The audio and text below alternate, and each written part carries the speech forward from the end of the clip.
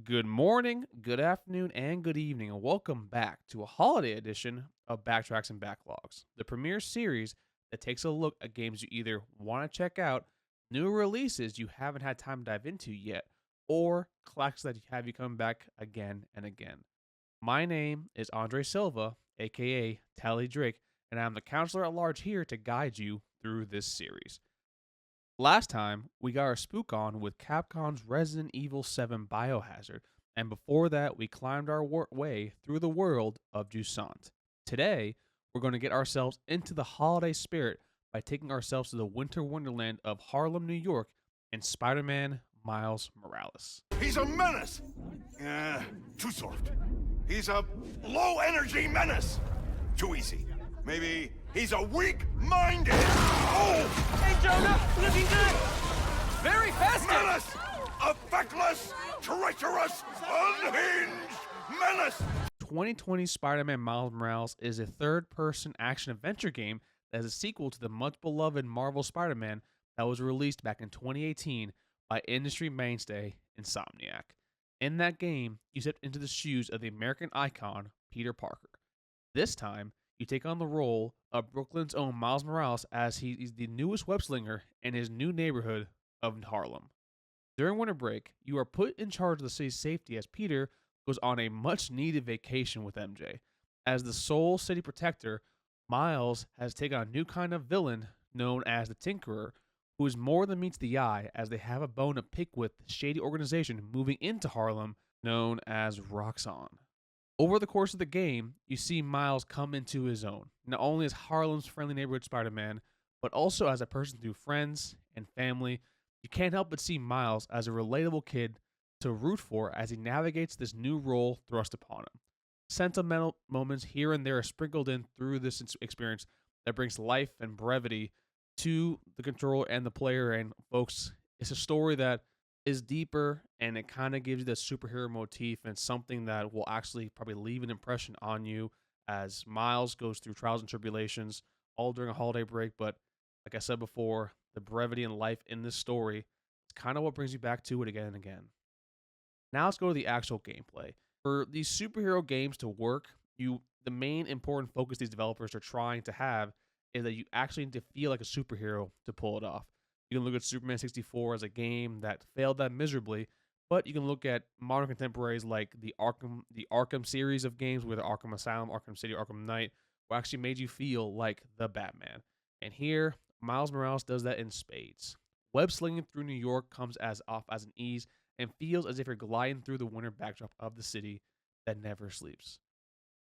Combat is also easy to pick up. If you have ever played any of the Batman Arkham games, then you'll feel familiar with the parry and dodge system that showcases the spidey sense above Miles, showing when you are to parry or riposte any of these enemies. While combat can simply be a mash of the X button, you're also able to continue combos with your webs, gadgets that can be upgraded again and again, and also the Venom Ultimates so you can give a resounding finish to each skirmish. Web slinging and taking down Tinker's thugs is brought to a cinematic state by the gorgeous urban backdrop that you're placed in. People are always dreaming about a white Christmas, and Insomniac nails that aesthetic. Snow falling down around you, gusts and breezes evident as you're leaping from building to building. Even the decorations around Harlem just give you that cozy feeling that you just want to go and crush some hot cocoa and eggnog while you probably just experience this, or simply just take a step back and walk around. And that's part of the love for this game. Just going around, swinging around the city and taking it all on, as you not only have the main story to follow, you have side quests. The highlight was like to be everyone's friendly neighborhood Spider Man. While they range from stopping car chases and assaults, they also have small little things just helping civilians and making the life easier on them and making Harlem a better place. It's the little things, and Miles Morales does a very good job of highlighting said little things. Now, I know this is the part where I go and talk about the highs and lows of this experience. The thing with Spider Man Miles Morales is that while there isn't much that drops the ball on, there isn't many things it truly is top notch or elite at. Personally, I love the story here and the characters and the atmosphere that the game drops you into. The combat, middle of the road, is a style that's tried and true, and most importantly, is effective for modern action games today and works well with the superhero genre. And quite honestly, there's no problem with that. The game, all in all, is just fun to play and it's exceptionally well made, which, quite honestly, isn't that what we all are looking for when spending our money on these games and allocating our time to these experiences? An example is I listen to the MinMax podcast religiously, which folks you should definitely give it a listen. It's a great video game podcast. And someone on there said it perfectly last year during their game of the year, the 210s debate. It's a very good, very well done game that people sometimes try to criticize just for being that. And in my opinion, there is nothing outright can't miss in this game, but it's just a game that delivers on what a game should be at the end.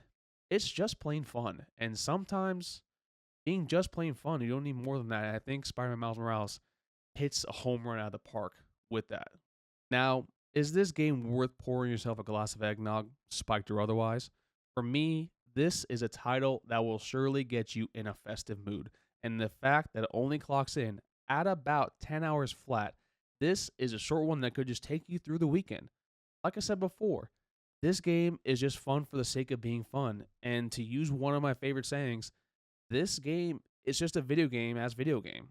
Like, this is all it really is. It's nothing more, nothing less. Just a video game as video game. Now, here's where you can help me out. Please feel free to like, share, and follow the channel and comment below what games you want to see next. These videos are a recess from my law lifestyle, and after dropping this breezy, chill experience for the holidays, you better believe I got some more games on the docket, especially with the new year coming up. Now, I got a few more games in the chamber. I don't know where to go down the Nintendo route. I don't think we've done that in a while. Maybe go back to the Xbox, or maybe do another From Software game like a Bloodborne or something like that. But folks, I got those games on lock. I got those games on deck. But if there's something you specifically want to see, please let me know in the comments below what you want to see us go through next. But whatever it is, once again, I want to thank each and every single one of you for sticking with me as I go through. I love doing this. I mean, this is something that I really, really love and enjoy doing. And quite honestly, I want to thank each and every single one of you for being here each and every single day and supporting this.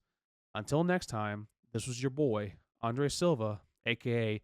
Tally Drake. As always, take care, everybody. Feliz Navidad. Happy Hanukkah, whatever you celebrate. As always, a Happy New Year, and I will see you in 2025. Thanks. Who is he? That guy? He's our Spider-Man.